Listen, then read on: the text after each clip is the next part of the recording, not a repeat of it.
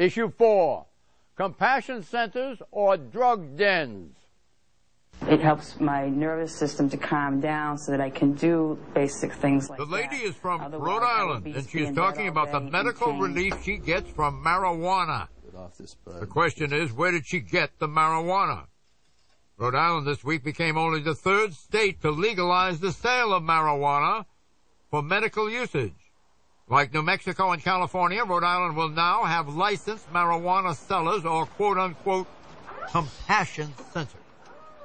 State lawmakers overrode the veto of the Republican Governor Donald Carcieri, who said, quote, the increased availability along with a complacent attitude will no doubt result in increased usage and will negatively impact the children of Rhode Island, unquote.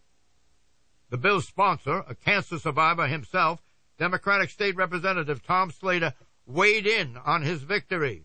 Who knows, next time you talk to me, I may be smoking a marijuana cigarette. Question, if there is a national health care reform bill, should it include the federal legalization of marijuana for medical usage? I ask you, let's say, Rich. No, it shouldn't. I prefer a state-by-state approach. I support what's going on in states like Rhode Island.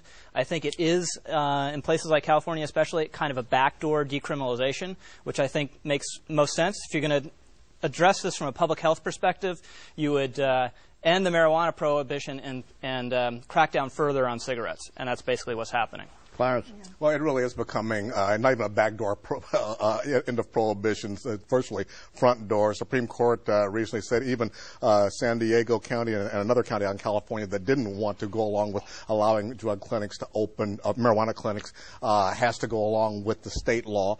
And this is the kind of thing that I think will show, state by state, where every state where there's been a referendum, legalization for medicinal marijuana has won.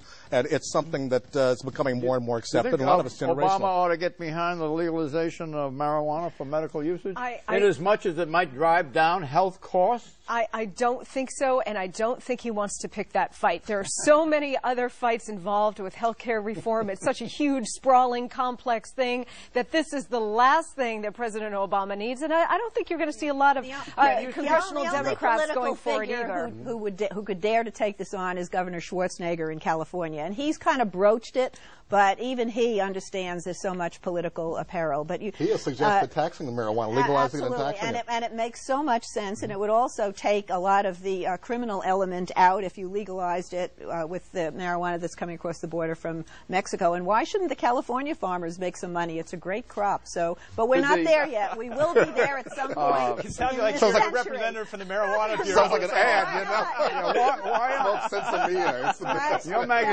Your magazine was founded and edited beautifully by William F. Buckley. He favored the legalization of medical marijuana, did he not? Yes, he did. Well, he went even further. He favored the legalization of drugs entirely. But medical marijuana, I have a colleague, dear colleague in my staff, Rick Brookhiser, who had cancer and said the only thing that would relieve the nausea was marijuana. So this does have a legitimate medical use for some folks. Has the magazine taken a position on it? Yes, we favor decriminalization of marijuana. You do? Yes, sir. What about Walter Cronkite? Doesn't he favor it too? That I don't know. I believe he does. What about George Shultz, the former Secretary of State? I think he does too. Yeah. Maybe this is the one issue where Democrats and Republicans can agree, but it still isn't going to happen because there's too much emotion on both sides. How about Milton Friedman, the exalted economist? He favors the decriminalization and the legalization of medical marijuana, does he not? He did. Yes, but he's not a voting member of the Senate. Well, we're not everybody, but a lot of it's generational, John. Us boomers are coming along who kind of normalize marijuana back in the 60s. The Drug Policy Alliance is probably flowered with another array of prominent people, correct? Yeah, there are a lot of prominent names out there supporting this. I think really the question is how do you stop marijuana just simply being used for medical purposes and not flowing into other areas, because it is widely considered a gateway drug. Do you think that marijuana has and not keep it from spreading? That's kind of like saying how do you stop kids from drinking beer and wine? You don't, but it's still against the law. But I think that's a legitimate question, which is why it's coming up in the states. And that's why it's better to control it by legalizing and regulating and taxing it than by letting the underground do all of it. Regulate it and you make it very expensive. You got it. That's the answer. Michael Steele is chairman of the Republican Party. Will he hold that post 1 year from November? No, he will not. Eleanor. Depends on the results of the November elections. November. Oh, really? Yes. Oh, he will be. He will be in the post? What do you say? I don't think so. He'll be out? Yeah.